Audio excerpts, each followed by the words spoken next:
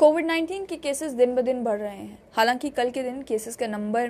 में कुछ डिक्रीज जो है वो देखने को मिला, लेकिन उसके बावजूद भी जम्मू कश्मीर में सूरत हाल ये है कि अगर लॉकडाउन लगाने की ज़रूरत पड़ रही है तो यानी कि कोविड-19 की सिचुएशन गंभीर है। साथ ही में कई सारे लोग हैं जो कोविड पॉजिटिव हैं और अपने घरों में आइसोलेटेड हैं। कई कई घरों में देखने को मिल रहा है पूरा पूरा परिवार कोविड पॉजिटिव है। कई कई घरों में देखने को मिल रहा है कि पति पत्नी हैं, दोनों कोविड पॉजिटिव हैं। घर के वो पहले ही आइसोलेट हो गए थे तो घर के बुजुर्ग ठीक हैं, या कहीं कहीं पर परिवार का एक सदस्य कोविड पॉजिटिव है, बाकी लोग पॉजिटिव नहीं हैं, उस व्यक्ति को आइसोलेशन में रखा गया है। लेकिन यहाँ पर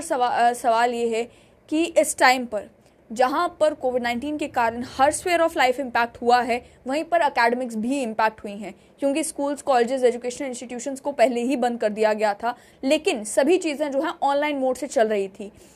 इस टाइम पर बात ये बनाई है कि कई सारे पेरेंट्स ने हमें रीच आउट किया स्ट्रेट लाइन से। उन्होंने ये शेयर किया कि प्राइमरी स्कूल के बच्चों की, यानी कि क्लास 4 से लेकर क्लास 3 है, क्लास 4 है, क्लास 5 है, जो छोटे बच्चे हैं उनके एग्जामिनेशंस जो हैं वो प्राइवेट स्कूल्स कंडक्ट करवा रहे हैं। लेकिन वहाँ पर दिक्कत ये आ रही है कि जिन जिन परिवारों में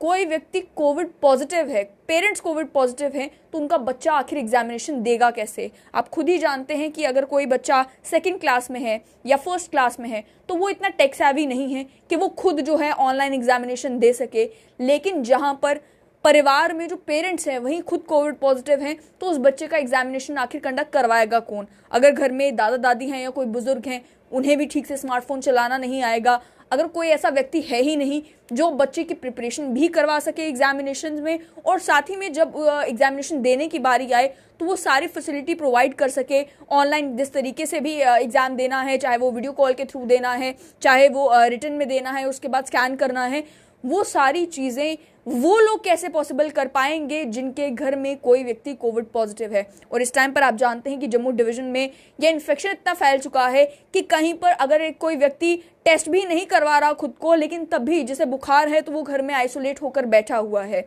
ऐसे में कई सारे स्कूल्स के नाम मेरे पास हैं, वो नाम मैं शेयर नहीं करूंगी क्योंकि फिर स्कूल की जो एडमिनिस्ट्रेशन है वो ये कहना शुरू कर देंगी कि हमें ही स्पेसिफिकली टारगेट क्यों किया गया। लेकिन ये जनरल मुद्दा है जो उन सभी स्कूल्स के लिए रेलिवेंट है जो इस टाइम पर एग्जामिनेशन कंडक्ट करवाने की सोच रहे हैं। मेरे पास कुछ डेट शीट्स है जिनमें बताया गया है कि 17 से एग्जामिनेशन शुरू हो रहे हैं या 15 से एग्जामिनेशन शुरू हो रहे हैं, क्लास 1 से लेकर क्लास 3 के एग्जामिनेशन शुरू हो रहे हैं, क्लास 2 के एग्जामिनेशन शुरू हो रहे हैं, क्लास 4 के एग्जामिनेशन शुरू हो रहे हैं, और सिलेबस बताया जा रहा है। हालांकि ये सच है कि जो स्कूल्स हैं, प्राइवेट स्कूल्स हैं, कोविड की फर्स्ट वेव के दौरान भी और इस टाइम पर 2nd वेव के दौरान भी उन्होंने ऑनलाइन स्टडीज़ पर कॉम्प्रोमाइज़ नहीं होने दिया। वो ऑनलाइन जो है रिटन नोट्स के ज़रिए और अन्य वीडियो कॉल्स के ज़रिए, ऑनलाइन क्लासेस के ज़रिए बच्चों को पढ़ा रहे थे। लेकिन ये समझना होगा कि ये पैंडेमिक का दौर है। इस पैंडेमिक के समय में जितना इम्पैक्टेड अडल्ट्स हैं उतना इम्पैक्टेड बच्चे भी हैं, चाहे वो इन्फेक्ट ना हो रहे हों, लेकिन वो मेंटल स्ट्रेस जो बच्चों में भी आ रहा है, क्योंकि आप जानते हैं एक बच्चा जब छोटा होता है उस टाइम पर स्कूल जाना, दोस्तों से मिलना, एक्स्ट्रा करिकुलर्स में पार्टिसिपेट करना, खेलना, ये चीज़ें उनकी नॉर्मल रूटीन का हिस्सा होती हैं। लेकिन इस टाइम पर हर कोई अपने घरों में बंद है, बच्चे भी अपने घरों में बंद हैं। ऑनलाइन क्लासेस के थ्रू पढ़ना जो है वो बहुत ही मुश्किल है। और वहीं जहाँ पर अगर किसी के घर में कोई कोविड पॉजिटिव हो जाता है तो उस बच्चे के लिए पढ़ाई पर फोकस कर पाना जो है वो और ज़्यादा मुश्किल हो जाता है, क्योंकि जो छोटे बच्चे हैं, प्राइमरी स्कूल के बच्चे हैं, इन्हें जब तक गाइडेंस ना मिले, कोई पढ़ाने वाला ना हो, तब तक ये खुद नहीं पढ़ पाते हैं। आपने इन बच्चों को कोई भी सब्जेक्ट जो समझाना हो तो कोई समझाने वाला चाहिए, और वो समझाने का काम जो है वो ऑनलाइन और ज़्यादा मुश्किल हो जाता है, एक टीचर के लिए भी और पेरेंट्स के लिए मुश्किल हो जाता है अगर घर में कोई व्यक्ति कोविड पॉजिटिव है या किसी भी बीमारी से जूझ रहा है। तो इस टाइम पर एक वे आउट निकालने की ज़रूरत है कि नॉर्मल कंडीशंस में तो आप एग्जामिनेशंस कंडक्ट करवाते, तो ऑनलाइन एग्जामिनेशंस कंडक्ट करवाने से कोई नहीं रोकता। लेकिन इस टाइम पर जब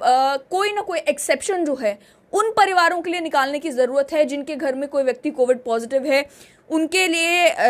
एक साल ड्रॉप आउट करने की जगह एक वे आउट निकालने की ज़रूरत है कि उन्हें एक्सटेंशन दे दी जाए कि जब घर में सब ठीक हो जाए उसके बाद एक लेटर डेट पर जो है उनका एग्जामिनेशन कंडक्ट करवाया जा सके, या एक ग्रेस पीरियड दे दिया जाए उन्हें, ताकि प्रिपरेशन का भी टाइम उन बच्चों को मिल सके और बाद में वो भी उनका भी एग्जामिनेशन लिया जा सके। या फिर अगर एग्जामिनेशन पोस्टपोन कर पाना एक पॉसिबिलिटी है, उसे ट्राई आउट किया जा सकता है, या फिर एक्स्ट्रा करिकुलर एक्टिविटीज़ करवा कर असाइनमेंट्स के थ्रू अगर एग्जामिनेशंस हो सकते हैं। ज़रूरी नहीं है कि जिस मोड ऑफ एजुकेशन तक हम आज तक डिपेंडेंट थे, खासतौर पर प्राइमरी स्कूल्स में, इस टाइम पर पेंडेमिक के टाइम पर भी वही मोड ऑफ एजुकेशन जो है वो अपनाया जाए।